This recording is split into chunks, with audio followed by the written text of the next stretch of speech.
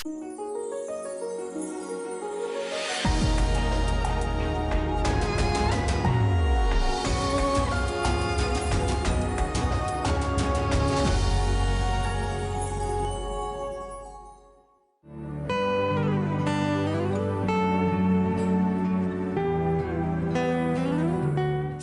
terkasih, Paulus pernah khawatir akan kesetiaan jemaat Korintus kepada Kristus menjadi pudar karena ketertarikan mereka pada para rasul palsu.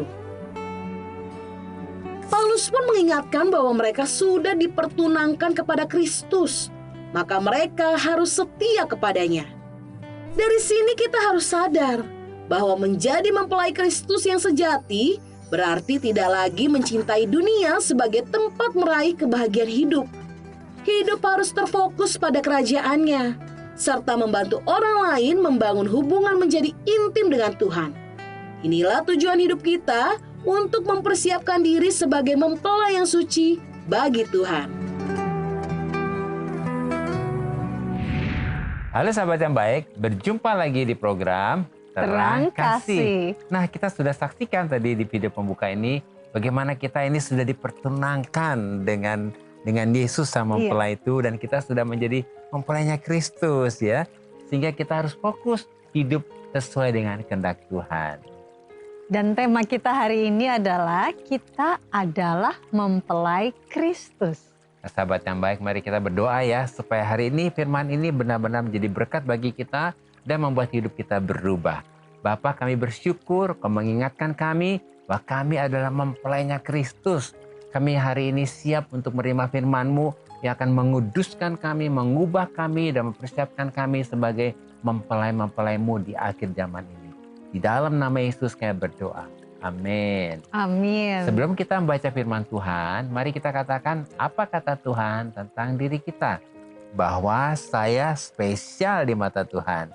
Saya berharga di mata Tuhan. Saya sangat dikasihi Tuhan. Kehidupan saya dan masa depan saya bersama Tuhan adalah sungguh amat baik. Katakan amin. Amin. Nah, sahabat yang baik, mari kita baca firman Tuhan ini dari 2 Korintus pasal 11 ayat yang kedua. Demikian firman Tuhan. Sebab aku cemburu kepada kamu dengan cemburu ilahi, karena aku telah mempertunangkan kamu kepada satu laki-laki untuk membawa kamu sebagai perawan suci kepada Kristus. Mari kita baca ayat selanjutnya, 2 Korintus 11 ayat 3. Tetapi aku takut kalau pikiranmu disesatkan dari kesetiaan kamu yang sejati kepada Kristus, sama seperti Hawa diperdayakan oleh ular itu dengan kelicikannya.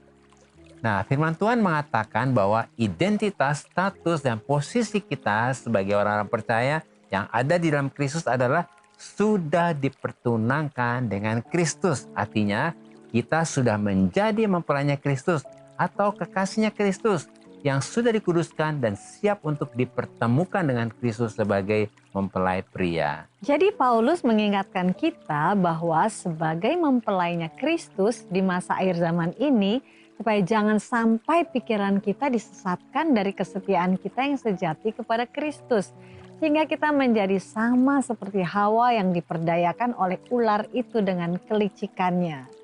Ya, tetapi sebaliknya justru di masa akhir zaman ini kita harus menyadari akan identitas, status, dan posisi kita sebagai mempelainya Kristus. Sehingga kita tidak bisa ditipu, tidak bisa disesatkan, dan tidak bisa diperdaya oleh kelicikan, tipu daya, dan manipulasi dari iblis. Sebab iblis adalah pendusta dan bapa segala dusta. Di dalam iblis sama sekali tidak ada kebenaran. Lihat Yohanes pasal 8 ayat yang ke-44. Oleh karena itu, sebagai mempelainya Kristus, kita harus dapat hidup dalam iman yang teguh. Itu ada dalam 2 Korintus 13 ayat 5. Sehingga kita ini menjadi pribadi yang tahan uji dan yang tidak akan merasa kurang. Maka iblis tidak akan bisa menggoyahkan, menyesatkan, memanipulasi, mengintimidasi, dan memperdaya kita akan identitas, status, dan posisi kita di dalam Kristus. Amin. Kemudian kita sebagai mempelainya Kristus, kita juga harus hidup dalam damai sejahtera dan sukacita. Di dalam 2 Korintus pasal 13 ayat 11. Artinya, kita menjadikan Kristus sebagai sumber damai sejahtera dan sumber sukacita kita. Sehingga kita dapat hidup damai, sukacita, saling menyembuhkan, saling memulihkan, dan tetap dalam kesatuan yang sempurna di dalam Kristus. Jadi keyakinan dan kesadaran kita akan identitas, status, dan posisi kita bahwa di dalam Kristus kita adalah mempelai Kristus akan membuat pikiran kita tidak bisa disesatkan Amin. dan diperdaya oleh iblis.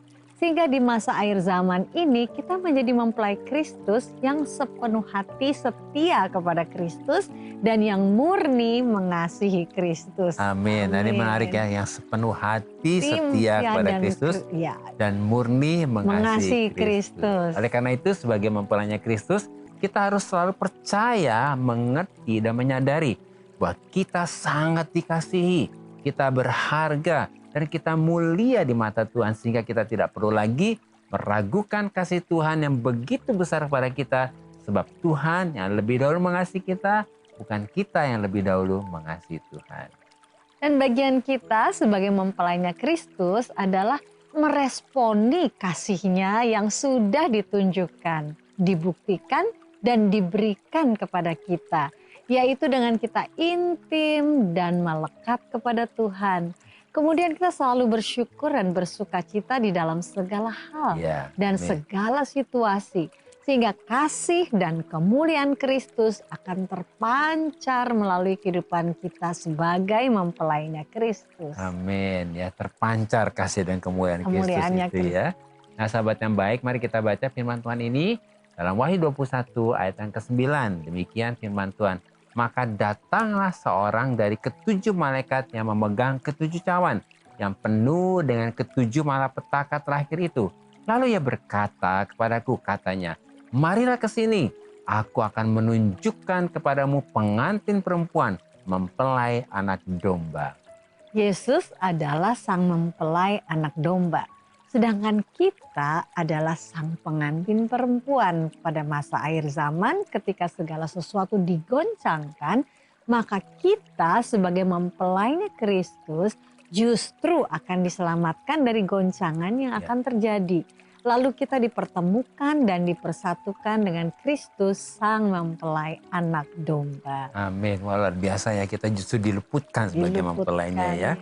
Dan melalui renungan ini kita dapat menyimpulkan bahwa kita harus percaya, mengerti, dan menyadari akan identitas, status, dan posisi kita di dalam Kristus yang adalah mempelainya Kristus. Keyakinan dan keteguhan hati kita yang percaya akan identitas kita sebagai mempelainya Kristus akan membuat kita tidak dapat ditipu, diperdaya, disesatkan, dan dimanipulasi oleh iblis. Ya sahabat yang baik, ingat ya, kita semua ini adalah mempelainya Kristus. Dan sahabat yang baik, jika ada dari kalian yang memiliki beban permasalahan, tekanan hidup, minta didoakan atau ingin bersaksi seputar kehidupan rohani, silahkan DM, komen, atau kirim video ke Instagram @terangkasih_rtv. Jangan kemana-mana, pastikan tetap ada di Terang Kasih.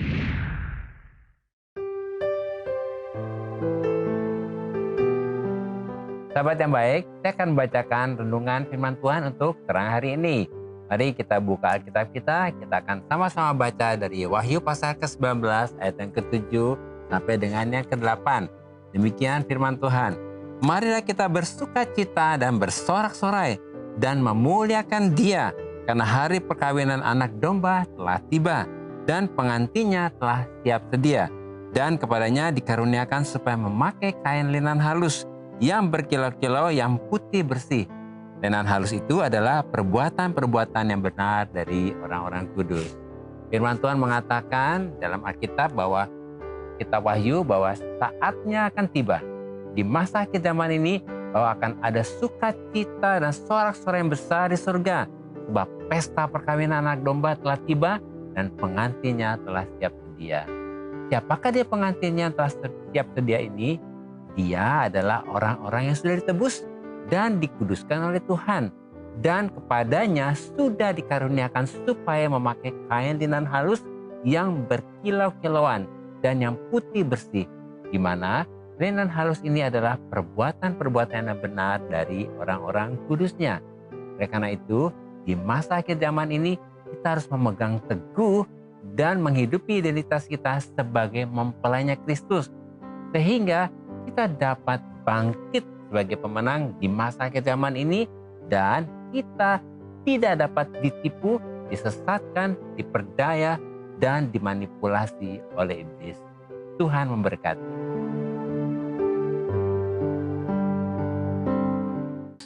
Nah, sahabat yang baik, ada beberapa DM yang masuk ya. Kita akan baca salah satunya diantaranya dari Santo Brian. Selamat malam. Selamat malam, Santo.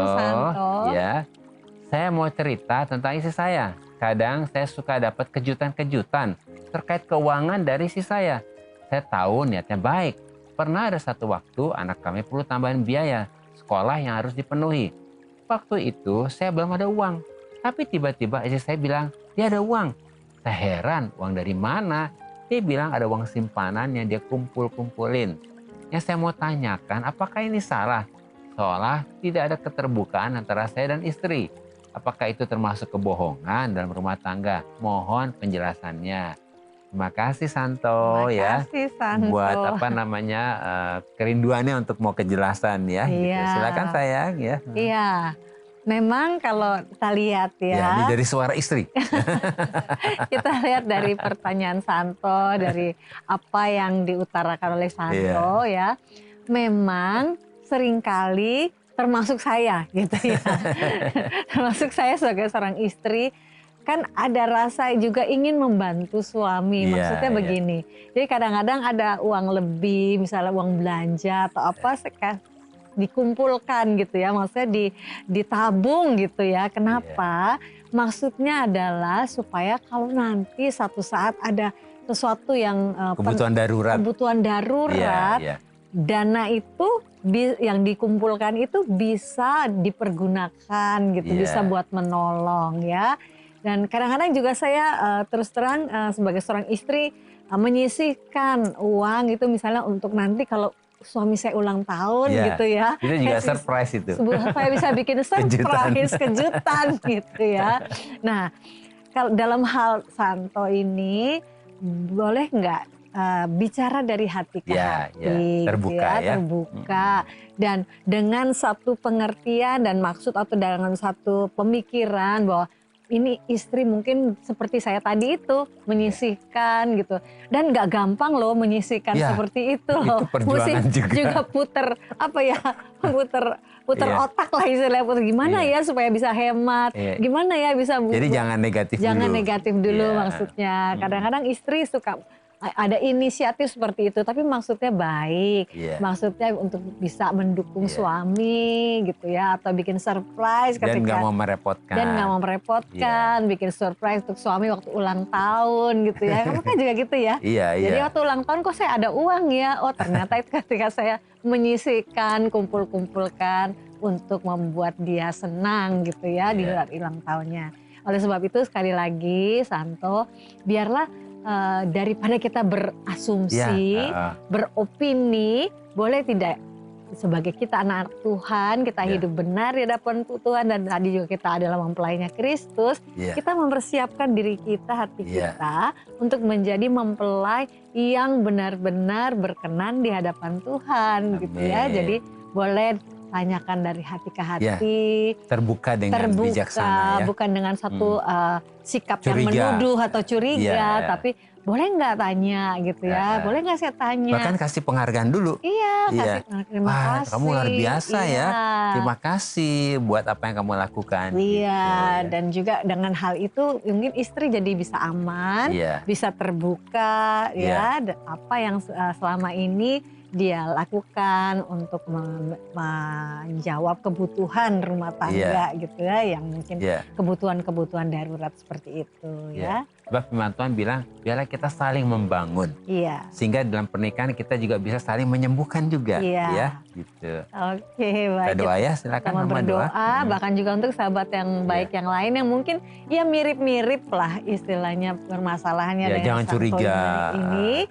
Boleh nggak kita hari ini berangkat dari hati yang murni, tanpa curiga, Dan kita mau datang kepada Tuhan Iya. supaya kita memiliki hati itu. Hati yang murni, hati yang bisa membangun orang lain, hati yang Iya. memahami orang lain, pasangan kita juga ya. Kita datang kepada Tuhan ya. Kita berdoa ya. Bapak Surgawi, terima Amin. kasih untuk Amin. anakmu Santo ya, Amin. yang begitu luar biasa, mau terbuka dan di tempat ini boleh mencurahkan isi hatinya, apa yang menjadi satu pertanyaan. Dan Santo datang kepadamu Tuhan dengan pertanyaan ini supaya Engkau juga yang ada di tengah-tengah kehidupan pernikahannya, menyelesaikan segala sesuatu dengan luar biasa baiknya sehingga menghasilkan satu damai sejahtera yang ada di tengah-tengah pernikahan mereka.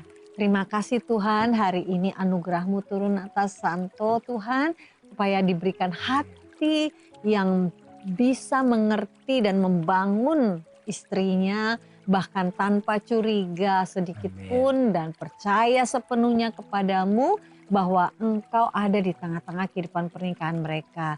Biarlah Santo diberikan hikmat, kebijaksanaan untuk bisa berbicara dari hati ke hati dengan istrinya, sehingga semuanya dapat mendatangkan satu kebahagiaan yang sejati dalam kehidupan pasangan ini. Demikian juga untuk sahabat-sahabat baik yang lain yang mungkin juga mengalami hal yang mirip dengan Santo. Kami berdoa supaya kami semua memiliki hati yang murni, hati yang tulus, hati yang benar sebagai mempelai Kristus. Oleh sebab itu hari ini datanglah kerajaan-Mu bagi setiap kami, jadilah kehendak-Mu, dan biarlah anugerah Tuhan dicurahkan atas kami semua, dan khususnya untuk Santo dan istrinya.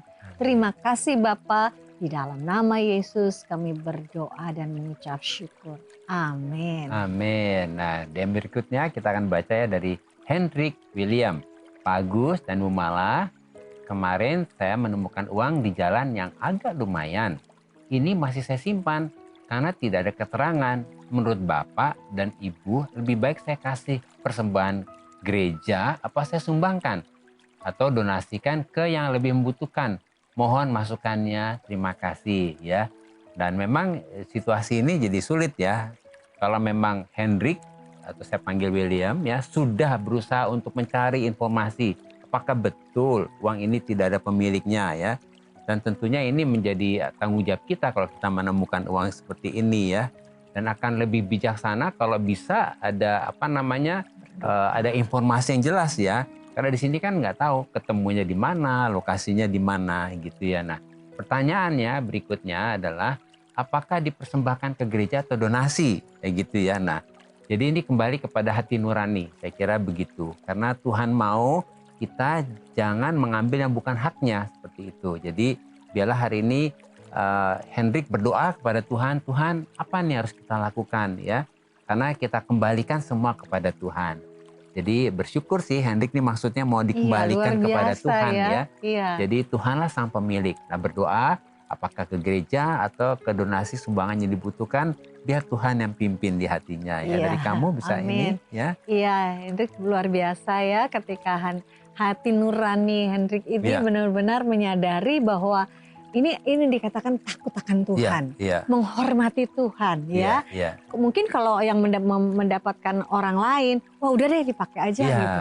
Tetapi di hati Hendrik ini ada takut akan Tuhan. Hatinya teruji di hadapan Tuhan. Apalagi orang nggak ada yang lihat kan. Iya kan sebetulnya sudah seperti apa yang dia mau lakukan dilakukan saja. Tapi Hendrik benar-benar takut akan Tuhan. Luar biasa ya, Tuhan melihat apa yang Hendrik lakukan ini, dan Tuhan pasti pimpin ya. Apakah dipersembahkan atau disumbangkan atau didonasikan. Ya, intinya dikembalikan kepada Tuhan. Dan biarlah Tuhan yang memutuskan dalam hal ini. Ditaruh di hatinya Hendrik ya. Kita punya kesaksian ya, waktu itu kamu juga pernah jatuh ada uang kami ya. Di amplop itu hilang gitu, terjatuh. Tapi kami berdoa, Tuhan barang siapa yang menemukan biarlah itu menjadi berkat untuk orang itu. Kami juga pernah mengalami. Tapi kita tahu bahwa segala sesuatunya itu dalam milik Tuhan. Jadi kita kembalikan lagi kepada kepentingan Tuhan, kepada apa yang Tuhan mau gitu ya.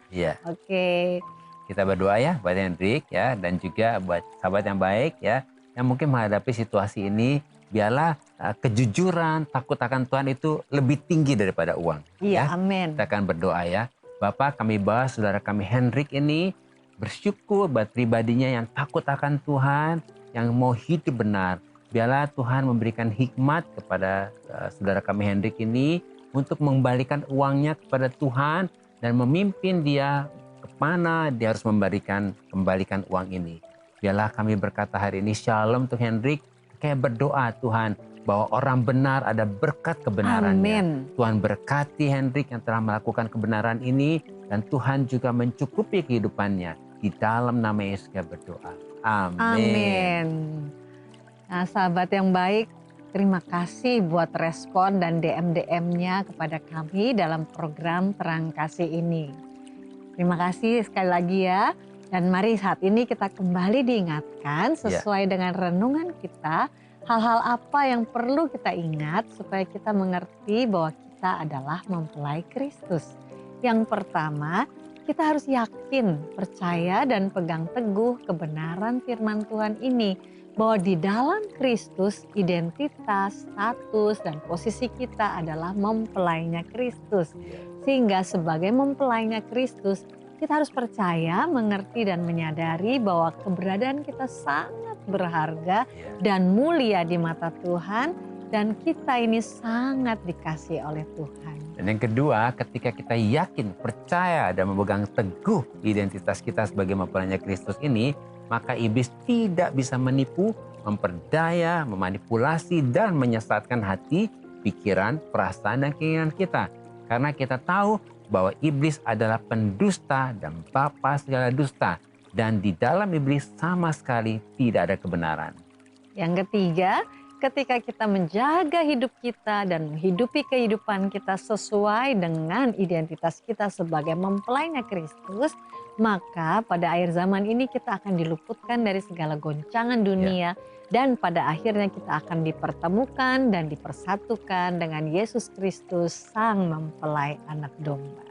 Nah, sahabat yang baik, apakah engkau saat ini merasa seperti jauh dari Tuhan dan sedang membutuhkan kasih Tuhan itu? Mari datang kepada Tuhan dan serahkan hidupmu kepada Tuhan. Dan sahabat yang baik, saat ini mari buka hatimu dan persilahkan Roh Kudus untuk membebaskan hati, pikiran dan perasaan dari semua tuduhan dan intimidasi iblis.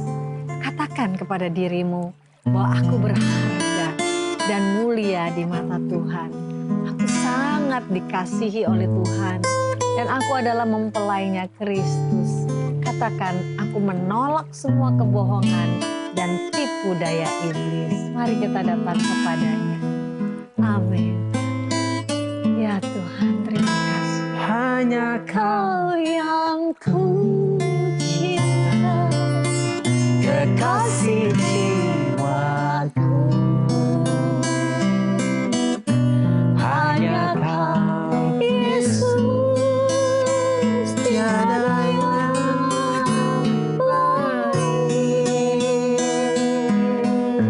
Hanya Kau yang ku cinta, kekasih jiwaku.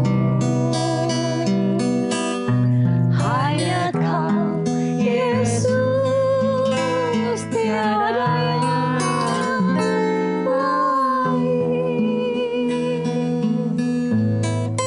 Bapa, kami bersyukur karena oleh anugerah-Mu Tuhan, kami bersyukur bahwa di dalam Kristus kami adalah mempelai Kristus yang sudah dikuduskan dan dipertunangkan dengan Kristus. Kami percaya dan kami deklarasikan bahwa pikiran kami tidak bisa disesatkan dan tidak bisa diperdaya oleh kelicikan iblis. Kami yakin Kristus mengasihi kami sebagai mempelainya. Kristus hidup dan memerintah di dalam kami, sehingga di masa akhir zaman ini kami tidak goyah. Kami tetap teguh di dalam iman. Kami hidup di dalam kasih, damai sejahtera, dan sukacita yang berlimpah-limpah. dalam nama Yesus. Amin. Terima kasih sahabat yang baik sudah setia menyaksikan program Terang Kasih. Dan sahabat yang baik, jika ada dari saudara yang memiliki beban permasalahan, tekanan hidup, minta didoakan, atau ingin bersaksi seputar kehidupan rohani, silahkan DM, komen, atau kirim video ke Instagram @terangkasih_rtv. Sampai jumpa kembali di episode selanjutnya. Tuhan memberkati. Hanya Kau yang ku